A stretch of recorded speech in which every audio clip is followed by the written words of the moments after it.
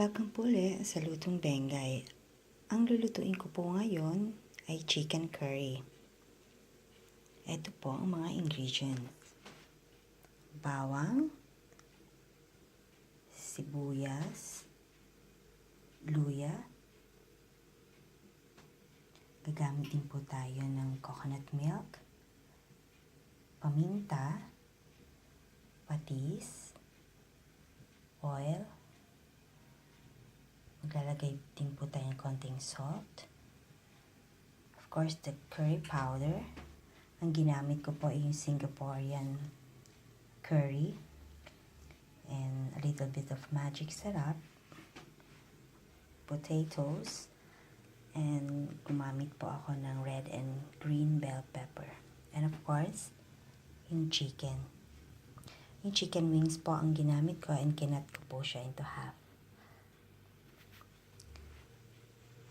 Okay, mag-start na po tayong magluto. Nagiinit na po ako ng kawali and lalagay ko na po yung oil.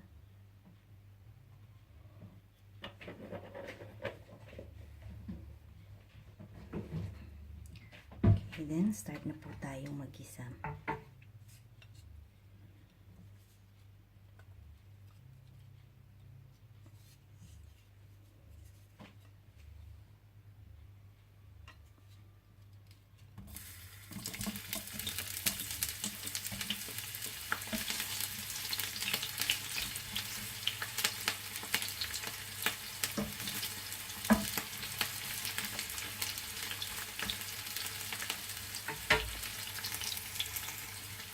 Caramelize na yung onion. So, pwede na rin ilagay yung garlic. Mas maganda po sana kung ang gagamitin natin na inaliliya is yung turmeric, yung yellow.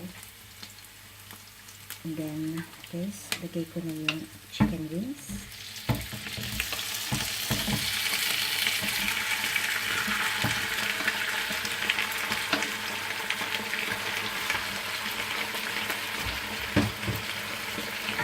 Gigisa po natin siya ng maigi.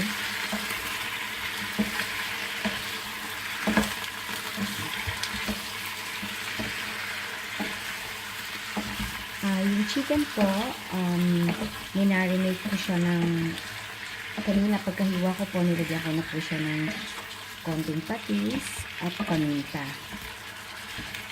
para po ma-absorb na po ng chicken.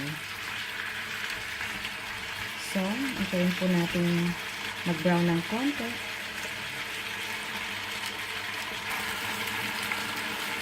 Haluin po natin. Yan. Lumalabas na yung mantika niya. So, medyo painaan ko lang ng apoy.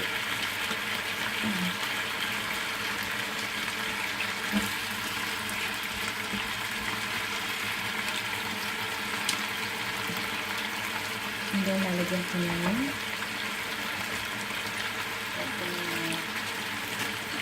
Magic syrup.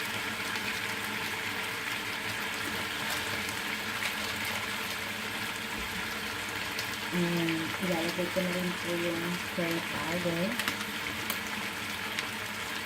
Itong Singaporean curry is medyo po mas maanghang siya dun sa yellow. So, depende po kung gaano karami gusto nyo ilagay. Kung gusto nyo maanghang, pwede nyo damihan. Pwede naman natin dagdagan mamaya. So, lalagyan ko na po siya ng water.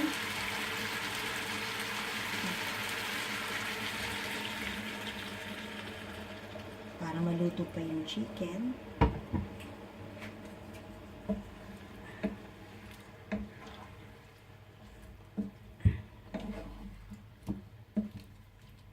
Pwede ko na ulit laksan yung apoy para mag-boil na.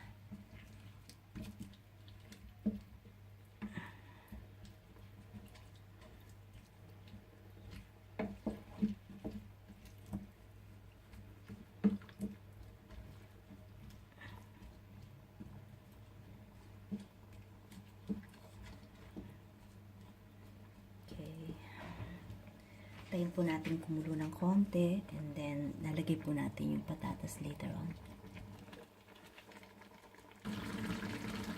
Ayan. Medyo puting chicken, so pwede ko na ilagay yung potatoes.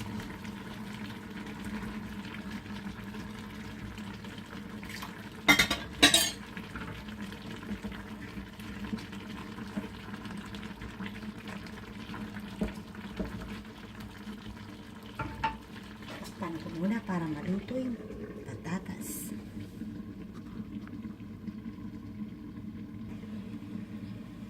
Okay, tignan na natin kung malambot na yung patatas, kung luto na. Yan, malapit na. So,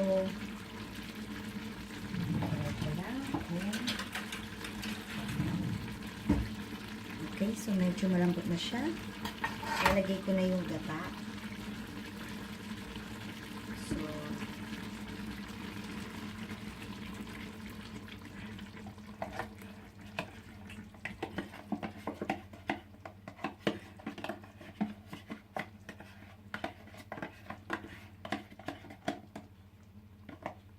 mamaya natin tikman para alam natin kung dadagdagan ko pa siya ng konting patis, ng alat, o kung dadagdagan ko pa siya ng curry powder.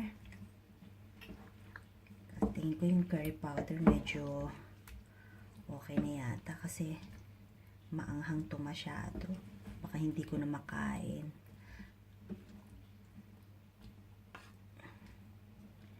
Doon pala sa nagre-request sa aking good friend na nagre-request ng kalderetang baka, tomorrow ko na yung lulutuin para sa'yo and para dun sa lomi. Yun na naman ang susunod after ng beef caldereta.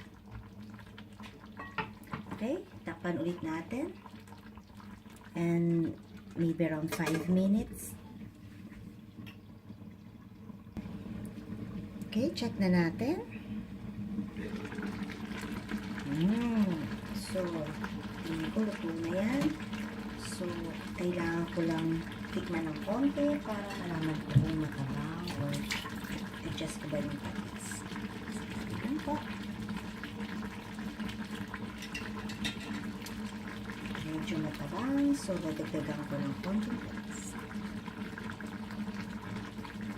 Okay. And then, last po, pwede ko na pong ilagay yung bell pepper.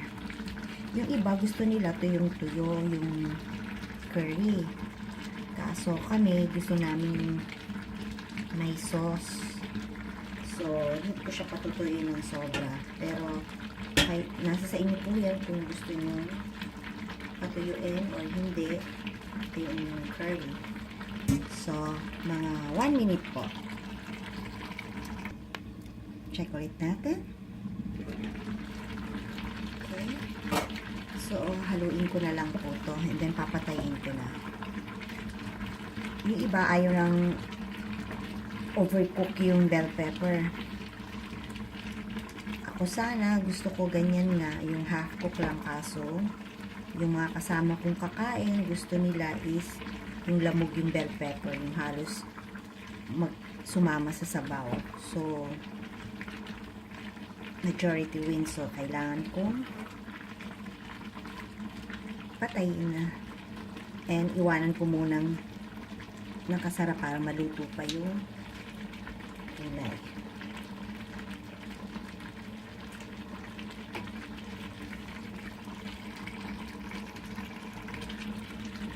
Okay, sarap muna ulit. Then, patayin ko na yung apoy. Okay, siguro. Tapos na to. So, salin ko na siya sa plato. Babalik ako. Ito na po yung finish na chicken curry.